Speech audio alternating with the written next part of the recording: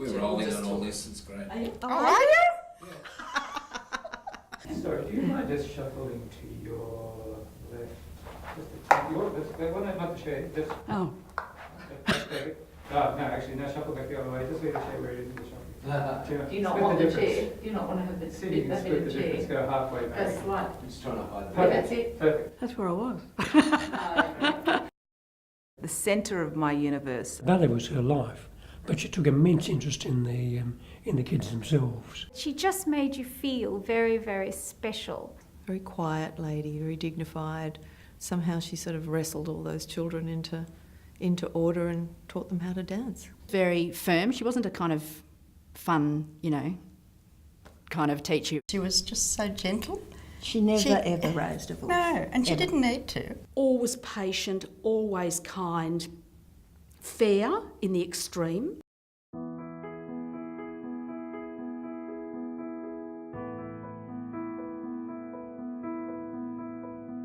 My mother, Mavis Sykes, taught ballet in Mossman for a remarkable 70 years, between 1923 and 1993.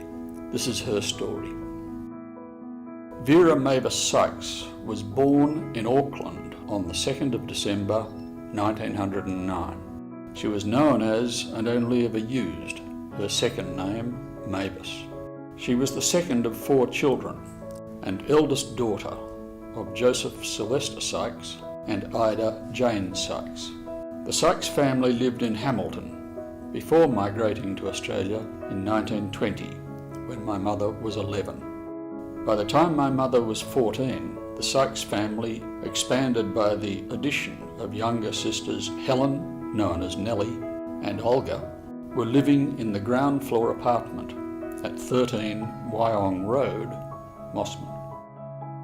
Mavis developed a lifelong passion for ballet from an early age. She began dancing and teaching ballet in Mossman at aged 14, while she was still a schoolgirl attending North Sydney Girls High School. Initially, she taught pupils in the front room of the family home at Wyong Road, but she practiced in the back garden as well. Among her early pupils were her younger sisters. My mother applied some of the money from giving lessons to pay for Nellie and Olga's apprenticeships, Nellie as a seamstress and Olga as a hairdresser. We were 9 Wyong Road and they couldn't afford to pay the rent, so my mother saw Mavis and said, "Would you like to give the girls dancing lessons as the flats become vacant and you can wipe that off the rent?" She had 2 sisters. There was Miss Olga and I can't think of the other one, and I said to my mother, "What do we call the sisters?" And she said, "You call the eldest girl Miss Sykes and the others by their Christian name." And I was quite pleased about that because I was the eldest of 3 girls and realised I'd be Miss Dyson and they'd be Miss Janet and Miss Atherley, and gave me a certain status. Or so I imagined. At some stage, and while she continued to dance and teach, Mavis obtained her formal ballet teaching accreditation, including solo seal from the Royal Academy of Dance in London. Around 1930, my mother abandoned the front room of the family home and rented at the top of Bardwell Road, Mossman, opposite the Marist Brothers School. The Mavis Sykes Ballet Studio occupied that site for the next 36 years. In those days, the class was held in this hall, so to speak, in Bardwell Road. I suppose that was all right where the kids danced, but the waiting room, if you could call it that, was a sort of bit of lane, and it was all muddy with these horrible school benches, and that's where the mothers had to sit and wait for them. This was the old dance studio. I remember I'd go there after school with Mum wheeling my sister in the stroller, and she'd wait while the class was on. And I remember all the mothers used to look through the wall. There was a wooden wall with lots of holes in it so they could see how their littlies were going, unbeknownst to the children, although I think we actually all knew our mothers were watching it. And what about when it rained? We had to dance around buckets. Buckets. The rain was coming, the holes in the roof, and we had buckets catching all the drops. The examinations for the grades were all held in Bardwell Road. And she had little peepholes that she could look through divisions. There were lots of peepholes from the So outside. she'd watch your exam. Yeah. You knew she was watching through the peephole. And all the boys used to look through the holes in the wall from the outside and peek. The building at the corner of Nathan Lane and Vista Street, which was previously a Plymouth Brethren meeting hall, became the new home of the ballet studio in 1966. And then we moved on to the place in Vista Street.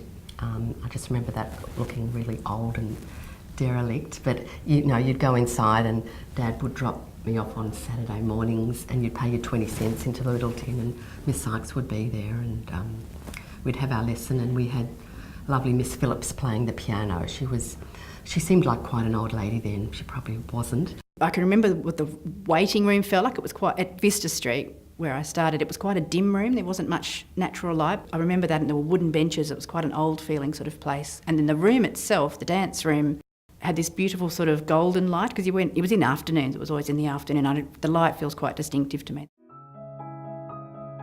The Vista Street building was to be demolished, so my mother moved the ballet lessons to the Mossman Community Centre at the corner of Short Street and Myaga Road, which is now the home of the Mossman Art Gallery.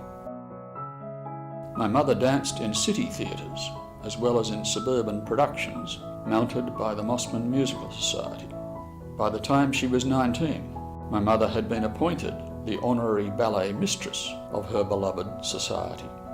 The earliest record of her as the ballet mistress of the society is in the program for The Vagabond King in August 1931, which was produced at the Mossman Town Hall. I remember Mavis very well for all the shows that I did, but apart from being a choreographer with a well-trained ballet, she actually played the part of Azuri in the Desert Song. I remember her at rehearsal coming up to say, "Cliff, just don't push me away. Push me hard so that I'll fall on the stage. It looks more dramatic." So I felt a bit intimidated about this, but I did. But it worked, because when I pushed her, she flew across the stage, landed on her knees and looked up as much as to say, "Look what I've had done to me." But the audience thought it was wonderful. They all clapped and the music played that, and then she performed the dance of Azuri, and it went down very well. But the star pupil at this time was a young Charles Boyd. Charlie was already an accomplished and well-known dancer when he enrolled at the Mavis Sykes Ballet Studio. My mother and Charlie became dance partners and danced together on a number of occasions. During World War II, the Mossman Musical Society went into hibernation. To fill the void and do something for the war effort, a number of dancers, including my mother and other members of the Mossman Musical Society, volunteered to visit Air Force bases in Western New South Wales to entertain the troops with musical comedy and dance. Apart from doing the actual musical shows, we did do other entertaining for Graithwaite soldiers. They all wanted to talk to you as well. And the shows that they used to put on at the old Anzac Memorial Hall, which is now Country Road. Some would just sit and look at us, some would wave, try to talk to you. Some would read the paper, some just sat there. And they always gave us nylon stockings, so many packets of nylon stockings every time we did it. During the war, not only did my mother continue to teach ballet in the Bardwell Road studio, but she also taught ballroom dancing too. One aspiring ballroom dancer was a very tall and gangly young bank clerk from Mossman named Donald Campbell. They were mutually attracted and began seeing each other outside the dance lessons. They married on March 24th, 1944. 2 weeks after I was born, in June 1945, my mother was back at work, teaching ballet in the afternoons, while her mornings included much of the household shopping and housekeeping. She was up in the morning, she was doing everything, making sure everything was fine for the family, off to the ballet school, putting on performances, lesson after lesson after lesson, you know, so many generations, my mother, my grandmother, my sisters, everybody had this experience and everybody loved it. So she must have been doing something very, very right. She really loved teaching dance. She loved putting on performances. She loved what she did with the Mossman Musical Society. And I think everybody really recognised and appreciated that contribution. She was a very, very particular teacher. She'd get every little detail, and she always started with the feet, then you got the arms, and then you had to put the face. In the post-war years, my mother maintained an arduous schedule of classical and jazz ballet tuition. Her first classes of the day began for younger pupils as soon as school finished for the day, and continued into the evenings for the older girls and working women, while on Saturdays she taught all day. She did tap classes, we did jazz classes, modern remember that classes. show we had to instantly tap? The White Horse Inn, wasn't it? None of us had tapped in our lives, and all of a sudden we were doing triple time steps and breeze. No, but that was one thing that she always did say. If you learned ballet, preferably RAD. Everything else had is to be easy. RAD. Yes, everything. You could then do anything. But Yes. if you started learning tap, you couldn't necessarily go Do on to classical. ballet or, yes. I do remember Mavis coming around the class of little girls and just turning your foot out a little bit. I mean, obviously it must have been incredibly frustrating for her with all these little children who were just not quite doing it correctly, and she was quite gentle about it, and she would turn your feet out or just always pull down this middle finger of the hand, so it had to be very, very feminine. We had to be beautifully dressed all of the time. So hair had to be immaculate, and I can particularly remember having to have our ballet shoes tied, crossed over, and all the little loose ends tucked in at the back. You were never allowed to have loose ends on your ballet shoes. When she showed us a ballet step, it was absolutely beautiful. It was beautifully executed, and we knew exactly what was wanted of us every time. We would all get to class early. We had a little changing room or waiting room. All the mothers would come in, they would wait, and the girls would have to put their hair up. There was a lot of hairspray and a lot of bobby pins, and then run into the class, and we would have to curtsy to Mavis Sykes as we ran in and stand at the bar. There was never any talk. There was no problem ever with discipline. We stood at the bar and we stood to attention. It was quite regimented, and we absolutely adored her. We had a lady playing the piano. That was our music. And I think her name was Jean. She sat in the corner on the left, and Mavis was on the right. And we started every exercise always facing Miss Sykes. We would never start facing the back. We would never turn our backs. If we had to move back and change places, we would run backwards with our face facing towards Miss Sykes. We would never ever turn our back. It would be considered rude. Miss Sykes would literally stand on our knees. She would put one foot on this knee and one foot on this knee, literally stand there, push your knees down onto the ground, which I'm sure wouldn't be very good for you, but that's what she did. At the end of every single class, you had to curtsy, and the first curtsy you would take to Mavis Sykes, and then she would indicate the pianist. So the second curtsy, you would thank the lady for playing the piano for you. So you always had this gratitude of thanks. It was later on that I realised that the way Mavis taught, whether it was an intentional thing or not, or just, intuitive to her, was the environment she created was very friendly, very normal, non-competitive, non-stressful. Mavis just taught children how to dance. She obviously loved doing it, and that's what she was committed to. And so it was a really nice environment. It's also, as I sort of look back later, and then the way I guess I have taught myself when I've been doing a lot of teaching, is that Mavis didn't get up in front of a mirror and and not show off, but demonstrate that much. In fact, she demonstrated very little. She'd sort of do the conceptual sort of indications, if you like. So you'd get something that was quite an idea that was quite holistic, and then you did what I think is the best type of teaching. You figured things out for yourself. From these years, my mother had many long-standing pupils who she counted as good friends.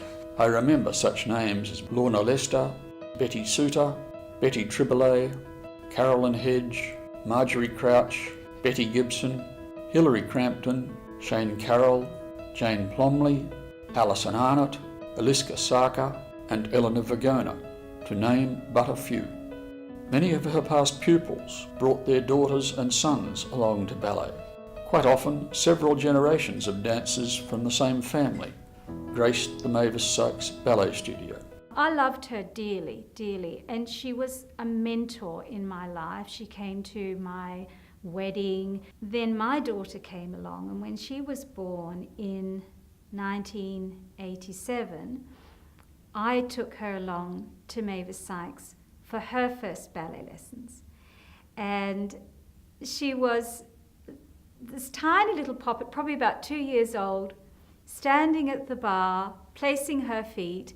And after the first class, Miss Sykes said to me, "Do you know, I haven't had a child so clever that picks the steps up as quickly as since you first came to me." She was so sweet. I mean, she probably said that to everyone, but she just made you feel very, very special. A number of long-term former pupils had notable careers in the arts and other fields. For example, Hilary Crampton. Hilary was an amazing woman who I got to know later on in life. She was one of Australia's leading dance academics. She was a senior dance critic for The Age for about more than a decade. She was an activist. She openly called herself an arts activist. The sense I had with Mavis as a teacher is that it was about making a contribution. It wasn't about Mavis. It wasn't about her being the best teacher or having the best school or anything like that. I think that's something I realised later on too. And I think that's a very admirable and sound way to run something like a ballet school. Hilary was like this as well. You know, she was all about making a contribution.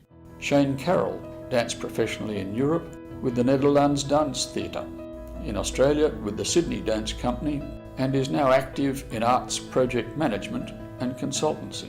Mavis created such an accessible environment and so positive that it just enables you to sort of keep things in perspective. When you spend most of your hours at work with a mirror in front of you, it can tend to get a little bit self-obsessive. But I think that early induction into dance that was just so normal and lovely was really critical to staying in the career. Alison Arnott went on to study at the Royal Ballet School in London and then danced professionally in the Ballet Staatstheater Nuremberg in Germany. Jane Plomley and her two younger sisters, Sally and Joanna, studied ballet with my mother. Jo Marie was the eldest one, and she started in, say, 73. Then there was Sally Ann. She didn't start with Mavis actually till 75. About that. And then Joanna pushed her way in about 18 months later. She started at 2.5, which was mainly because she was always there and stood in front of Mavis and embarrassed her. Jane Marie's extremely tall and couldn't get a job, if you like, in ballet in Australia because the men were all short. So she became one of the Bluebells and danced at the Lido for a year in the middle of her law course. So, you know, even at a mature age, she was still dancing. After a year there, she died of boredom. You know, the same dance twice a night, 6 nights a week. First dance at 10 p.m, the next one at 1 a.m. And then Sally Ann, although she finished with Miss Sykes at the age of about 15, she went on and taught adult tap and jazz at the Mossman Evening College. So she kept up that side of it, and although she was never a very good classical dancer, but she was very good at tap and jazz. And Joanna never, the youngest one, our daughters, she didn't really keep it on afterwards. She found other interests. Boys. Boys. Jane danced professionally in France. On her return to Australia, she qualified as a lawyer and is now a leading intellectual property lawyer and a partner in a prominent law firm in Washington, DC. My mother firmly believed that the excitement of, and confidence to be had from, public performance should not be confined to the particularly talented or gifted, and should not be denied to any of her pupils. There was a great sense of friendship, camaraderie with the other girls. Mavis didn't ever favour anyone. There was no one in particular who was the star of the show every year. We all had a chance to do things, to be a gem in a shell at the bottom of the ocean or in a zoot suit. For many years, and right up to her retirement in 1993, she produced an annual show at Mossman Town Hall for all her pupils. These shows featured ballet vignettes from the very youngest beginners to the veterans of the Mavis Sykes studio. It was very exciting because you'd have to get the length of material and you'd have those beautiful costumes your mother would make, and then you'd be on stage before the show started and there'd be holes in the curtain of the Mossman Town Hall, and you'd go and peep through the curtain to see how many people were in the audience and then go backstage again. And at the time with Hollywood and movies, a lot of the dancing, you did it in a line, putting your hand on the other woman's shoulder, and you dance along doing all the high kicks and that. And then I did Russian dancing, and that was a different type of dancing again. We did tap dancing, was the one when you're in a line, and that used to be good fun. But it was always marvellous, and the audience loved us, and we just loved being there. Each year we had a concert, and one of the mothers would make the first costume. Mavis would design what she wanted on a piece of paper. She would have a drawing of her idea. And there was one mother who was a competent seamstress, and she would make the costume. Then all the other mothers were called in to look at the finished product, and using newspaper, they would have to cut out what they thought was like a template of the costume. She had this knack of giving the mothers directions as to what costume she wanted made. It was the barest sort of directions, really. What height the hem had to be off the floor, and that was roughly it, I think. And it always ended up looking beautiful. Our mothers had to make all the costumes. And what would happen is that one of the mothers would create the first costume, and then our mothers would have to come up to Bardwell Road, and however they did it, I've got no idea how they managed it, but they'd have to work out a pattern. And the costume was absolutely amazing. It was this black can costume that had, like a square neck and thin straps. And it was a full skirt, a huge, full rounded skirt. And underneath, around the whole skirt, were probably about 10 or 12 different frills of different colours. So Mum had to actually do all that frilling by hand. And then we had these little black knickers with red frills all around them, and a bonnet which had frills on the inside of the bonnet. When it came to a costume, she knew what she wanted, but you had to produce it. Maybe often with the costumes I did 3, 4, 5 before I managed to get the costume right. I was a butterfly, and I think I'm 3, and I remember the colour of my purple outfit and the sparkles and sequins that my mother had to sew on the wings. I just loved that. I loved that outfit, and it kept me going to ballet, really, just to all the time up to when I was spring. We had hoops, and we had to run in, put the hoops up in a circle and run back. The band, or music, I can't even remember what was a band, but the band was playing, the boys were singing, but they weren't singing in sync, so we had no idea when to run into the centre. Some of us went with the band, and some of us went with... So it was a bit of a disaster, but it was fun. I loved being on stage. And I don't know if the concerts were always in the Mossman Town Hall, but I certainly remember concerts in the Mossman Town Hall, and they were evenings of great excitement and thrill, and you had your makeup done and you had your, by your mum, and your hair done, and our mums gave us a little present. There was a tradition that there would be a little present because it was a really big night. It was like, we didn't get flowers on stage, but it was that kind of feel about it. It was like a really big deal. And again, it was all run very shipshape and no talking off stage and all of that sort of stuff. But I do remember being on stage, and I did really love that, actually. I'm slightly embarrassed to admit that I still do, actually. Also, I used to stage manage the annual concerts that she put on in the Mossman Town Hall. And stage managing wasn't a huge job, but we had to paint scenery and make sure the scenes came down and the lighting and all the props on the stage. So that was my little contribution. Dad used to paint the sets for us. Yes, and it was always quite a feature. And they had to be made out of something which would stand up almost on its own and be decorative.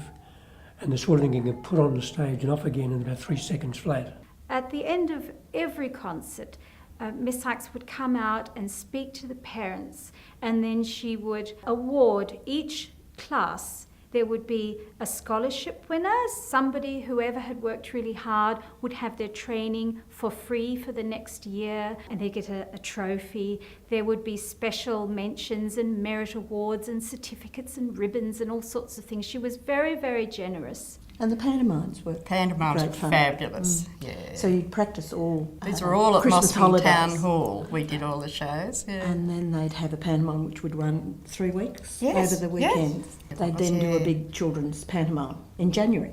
Yes. And she'd have Christmas time, all the yeah. different all the children from all ages were in it, weren't they? I remember one time there was a very large winter scene, and there was a sleigh brought on stage. I think Robin Jacobs was sitting in the sleigh.